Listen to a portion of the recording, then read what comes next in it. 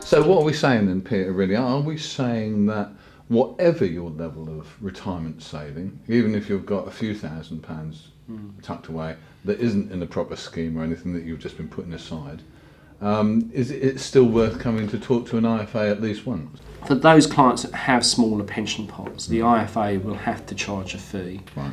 Okay. So be realistic that the IFA will have to earn a living.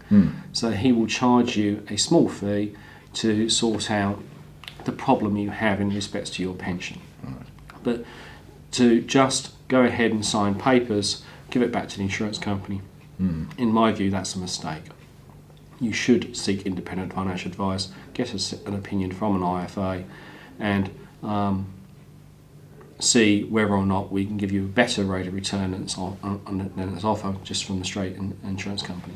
A lot of people say, the only time we hear about independent financial advisors is kind of in the press or on TV when someone pops their head up and says, gets interviewed on the news about how poorly people are doing and this, that and the other. Tell us what an IFA can do for the average person who's A, coming up to retirement, or B, retired. What kind of jobs will you do for them? Well, IFAs do multiple different things, and we don't just give advice on pensions. We give advice on people's dreams and aspirations, okay, and trying to make those dreams and aspirations come true.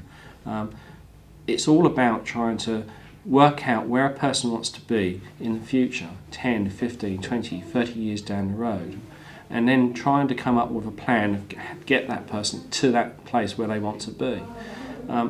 Those dreams and aspirations of that person may be realistic, they may be unrealistic, and it's the IFA's job to try and manage those aspirations and come up with investments.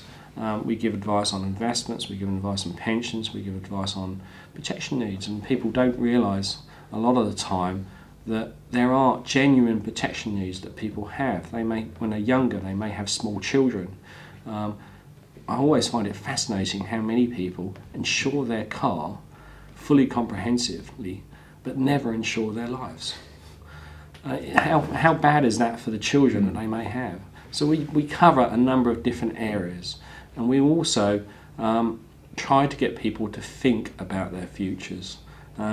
Often the subjects we may be covering are uncomfortable for the customers, and trying to get them to realise what their futures may look like in 10, 15, 20 years is not always easy, because people want to go on holidays and they want to live their lives now. They don't necessarily want to look at what happens when they turn 65, and for people of my age bracket, 67.